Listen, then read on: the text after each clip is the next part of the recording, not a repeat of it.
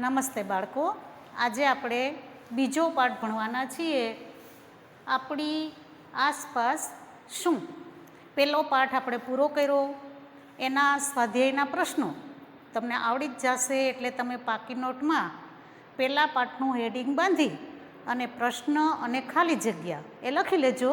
ન સમજાય તો રહેવા દેજો, જ્યારે આપણે પાછા મળશું રૂબરૂ ત્યારે હું એ પ્રશ્ન તમને લખાવીશ. આજે હવે આપણે બીજો પાઠ શરૂ કરીએ. આપણી આસપાસ શું? તો પહેલાં લઈએ પ્રસ્તાવના. તમે જુઓ આપણી આસપાસ શું છે, શું દેખાય છે તમને? ઘરમાં જ નહીં, તમે ઘરમાં રહ્યો તો ઘરની વસ્તુઓ દેખાય. અગાશી ઉપર જાઓ, અત્યારે તો તમે બહાર નથી નીકળી શકતા, બરાબર, પણ બગીચામાં જાઓ અથવા તો અગાશી ઉપર જાઓ અને જુઓ કે આપણી આસપાસ આપણને શું જોવા મળે છે. તો કે આપણી આસપાસ પહાડો છે, વૃક્ષો છે, વાહનો છે, જમીન છે. તો આ ધન્વંત છે એ એક દિવસ બગીચામાં ફરવા ગયો અને ચાલતા ચાલતા એના મનમાં પ્રશ્ન ઉદ્ભવ્યો કે હું જે જમીન ઉપર ચાલું છું એ જમીન કેવી રીતે બની હશે.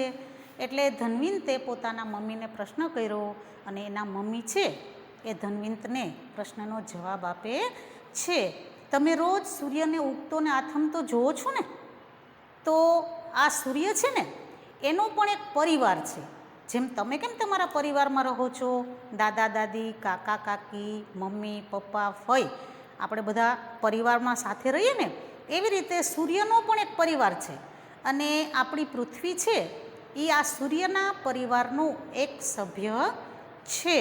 હવે આ પૃથ્વી છે એના ઉપર એક અનુકૂળતા છે. શું અનુકૂળતા? તો કે સજીવ સૃષ્ટિ જીવી શકે એવું તાપમાન, પાણી અને હવા એ માત્ર આપણા પૃથ્વી પાસે જ છે. બીજા કોઈ ગ્રહ પાસે આવી અનુકૂળતા હોવાના પુરાવા મળેલા નથી. તો આપણી પૃથ્વી એ સૌર પરિવારનો એક સભ્ય છે અને એ સૌર પરિવારની વચ્ચે રહે છે. હવે પૃથ્વીનો ઉદ્ભવ કેવી રીતે થયો? તો કે પૃથ્વી છે એ શરૂઆતમાં જ્યારે સૂર્યમાંથી છૂટી પડી ત્યારે અગનગોળા સ્વરૂપે હતી, અગ્નિનો ગોળો હતો. સમય જતાં આ અગ્નિનો ગોળો છે એ ઠર્યો, ધીમે ધીમે ઠંડો પડ્યો અને એ પૃથ્વીની અંદરથી જે અગ્નિનો ગોળો ઠર્યો અને 4 આવરણો અસ્તિત્વમાં આવ્યા. કેટલાક તત્વોનું પ્રવાહી સ્વરૂપમાં રૂપાંતર થયું, એ જલાવરણ કહેવાનું. કેટલાક તત્વોનું ઘન સ્વરૂપમાં રૂપાંતર થયું, એ મૃદાવરણ કહેવાનું. કેટલાક તત્વોનું વાયુ સ્વરૂપમાં રૂપાંતર થયું, એટલે એ વાતાવરણ કહેવાનું. હવે આપણી પૃથ્વી ઉપર આ 3 આવરણો આવ્યા, મૃદાવરણ, જલાવરણ અને વાતાવરણ. આ 3 આવરણો અસ્તિત્વમાં આવ્યા એટલે કે કઠણ જમીન આવી, પીવા માટે પાણી મળ્યું અને વાતાવરણ, શ્વાસ લેવા માટે વાતાવરણ મળ્યું. તો એના કારણે આપણી પૃથ્વી ઉપર ચોથા આવરણનો ઉદ્ભવ થયો, જે જીવાવરણ તરીકે ઓળખાય છે. સૌર પરિવારના જે બધા સભ્યો છે એમાંથી કોઈ પાસે પૃથ્વી જેવી અનુકૂળતા છે નહીં. પૃથ્વી એક જ ઉપર સજીવ સૃષ્ટિ અસ્તિત્વમાં આવી, બાકીના કોઈ પરિવારના સભ્યો છે એની ઉપર જીવ સૃષ્ટિ અસ્તિત્વમાં આવી નહીં. તો પૃથ્વી ઉપર આ 4 આવરણો અસ્તિત્વમાં આવ્યા, મૃદાવરણ, જલાવરણ, વાતાવરણ અને જીવાવરણ. તો સૌથી પહેલાં આજે આપણે મૃદાવરણ અને તેનો અર્થ સમજીએ. તો આપણે પૃથ્વીના જે ભાગ ઉપર વસવાટ કરીએ છીએ તેને મૃદાવરણ કહેવાય. તમે અને હું, આપણે જ્યાં પૃથ્વી ઉપર રહીએ છીએ એ કયું આવરણ કહેવાય? તો કે મૃદાવરણ.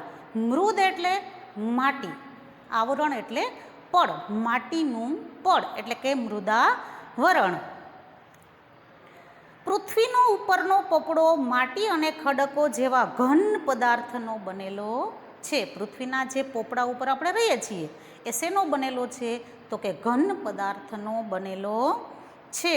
તેથી તેને ઘનાવરણ અથવા તો શિલાવરણ પણ કહેવામાં આવે છે.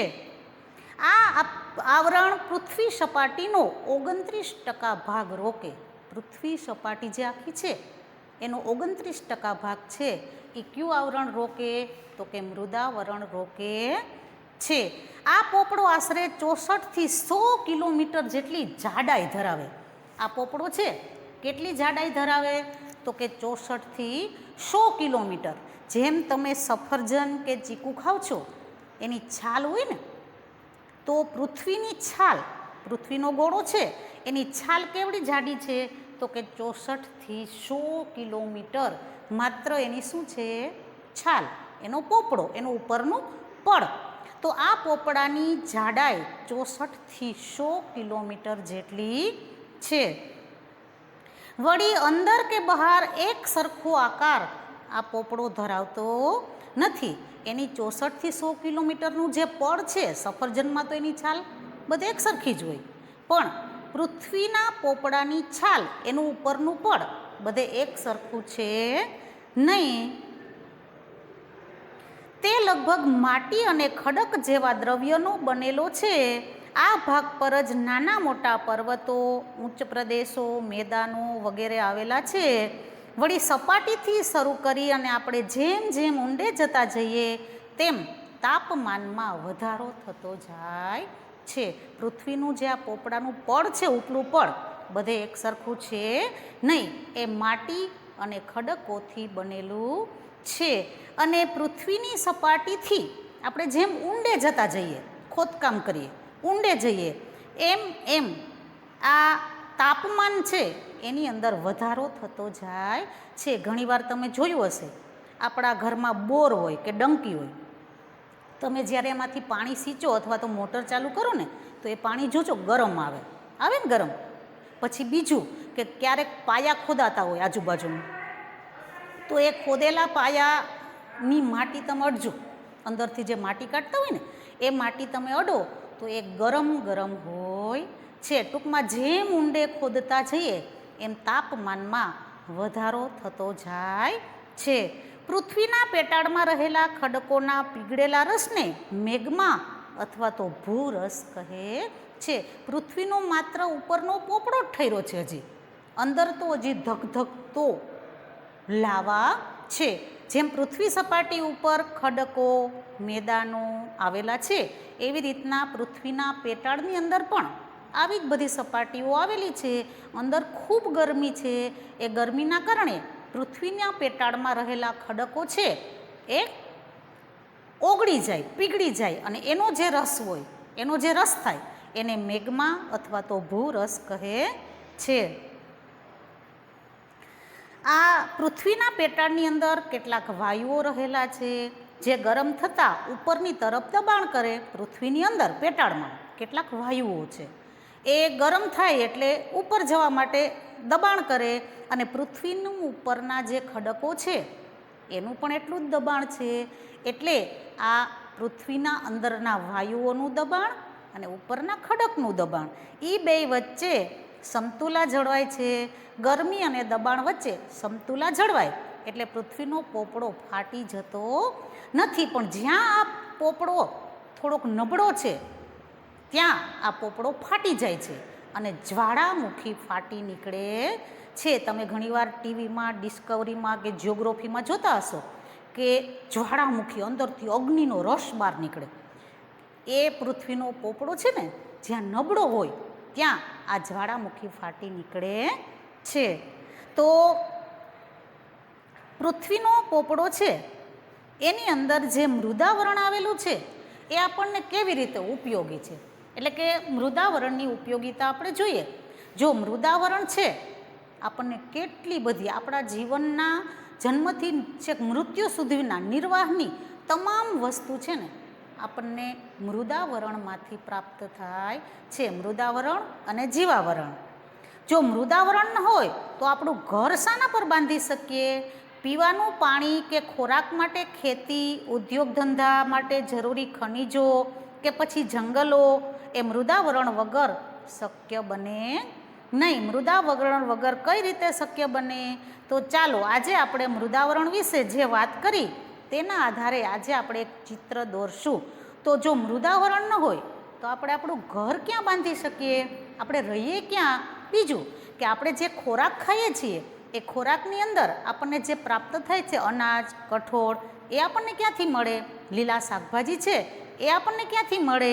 તો આ મૃદાવરણ છે એના વગર આપણો ખોરાક શક્ય બને નહીં. બીજું કે આપણે ઉદ્યોગ ધંધાની અંદર જે ખનિજો વાપરીએ એ ખનિજો પણ મૃદાવરણમાંથી જ પ્રાપ્ત થાય છે. આ જંગલો છે એ પણ મૃદાવરણ ઉપર જ છે. એ જંગલો આપણને કેટલી બધી રીતે ઉપયોગી છે. તો મૃદાવરણ વિના આ કોઈ વસ્તુ શક્ય બને નહીં. મૃદાવરણ આપણા જીવન નિર્વાહનો આધાર છે. તો આ મૃદાવરણને લગતું ચિત્ર તમને આજના લેસનમાં આપ્યું છે. તમારા પાઠ્યપુસ્તકના પાના નંબર 6 ઉપર પૃથ્વીના આવરણો એવું ચિત્ર આપેલું છે. જુઓ, આમાં 4 આવરણો તમને દર્શાવેલા છે. વાતાવરણ છે, જીવાવરણ છે, જલાવરણ છે અને મૃદાવરણ. તો આ 4 આવરણનો સમાવેશ થાય એવું તમારે એક ચિત્ર દોરવાનું છે અને એની અંદર રંગ પૂરવાનો છે. આના જેવું જ ન થાય તો કાંઈ વાંધો નહીં, પણ આ આવરણો છે એ એમાં આવી જવા જોઈએ. તો આ ચિત્રને દોરી અને એમાં રંગ પૂરવાના છે. એ આજનું લેસન છે. તો હવે પછીનો આપણે આગળનો પાઠ આગળના પીરિયડમાં ભણશું. આવજો.